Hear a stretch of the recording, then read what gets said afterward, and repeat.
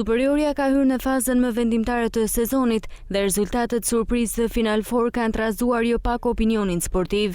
Një nga zhgënjimet më të mëdha ka qenë padyshim Vllaznia, skuadër që pas një sezoni pozitiv nuk ka arritur të tregojë të njëjtin nivel në përballjet e Final Four. Ish trajneri i Vllaznisë Rudi Vata në një intervistë për Star Plus u shpreh kritik ndaj paraqitjeve të kuqebluve, duke cilësuar rezultatet si një zhgënjim të madh për qytetin e Shkodrës. Sipas Vatës, skuadra ka shfaqur probleme të dukshme, sidomos në repartin defensiv. Si mjet Vllaznia me të vërtet ka pasi skuadër që të binte që kjo skuadër është për titull. Edhe duke pa edhe kundërshtarët e tjerë në ndeshje direkte, sigurisht që Vllaznia ka qenë gjatë kampionatit dominante, shumicën e kampionatit ka qenë kryesuese me plot merit, me psu 5 në humje 6 ndeshjet e fundit, është disi e çuditshme dhe e pa shpjegueshme, sepse me këtë mënyrë logjikisht nuk mundesh me dal kampion në Shqipëri. Dhe sigurisht që ka qenë një munë i shumë njerëzve, ka qenë një sakrificë e jashtëzakonshme me ndajt në ato nivele, por në fund në pengesën e fundit, pra në vështirësinë më të rëndësishme në Final Four, Vllaznia merr 2 goditje njëra pas njëshme.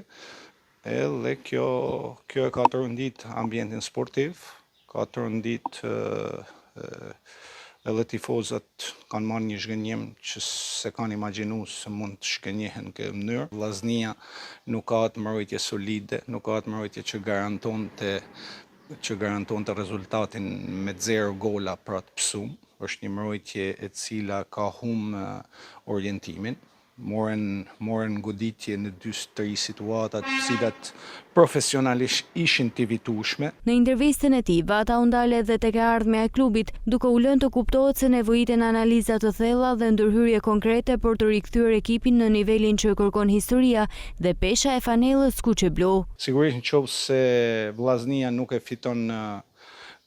fiton pra kampionatin, sigurisht që duhet një analizë profesionale e mirë e analizume, duhet një rekonstruksion i skuadrës dhe i grupit. Sigurisht që ka lojtarë që ndoshta e kanë marru ciklin e tyre të Vllaznia. Sigurisht duhet me ndërtu një strategji të qartë, më fokusu dhe duhet me gjetë njerëzit që dojnë me punu për projektin. Unë mendoj që duhet prit ndeshja fundit dhe mas ndeshjes fundit duhet me pa situatën e përgjithshme të gjithëve. Gjithë duhet të marrë përgjegjësitë, siç marrin përgjegjësitë gjithë për fitoret që arrihen, për suksesin që arrihen.